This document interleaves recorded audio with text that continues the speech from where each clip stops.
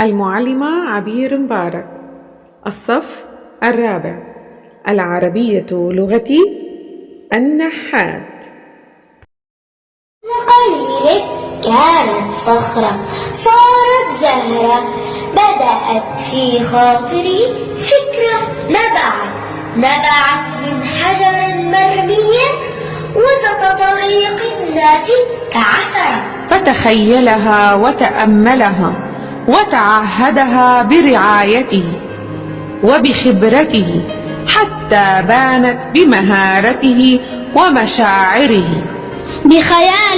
بخيال خصب خلاق وحنين راق دفاق، بعث الروح بمنحوتته أيقظ تحت رماد جمرة.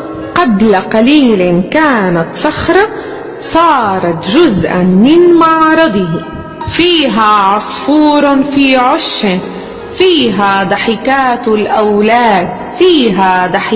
الأولاد، ووجوه تحزن أو تقلق وتكاد لروعتها تنطق، ما أحلى عمل الفنان.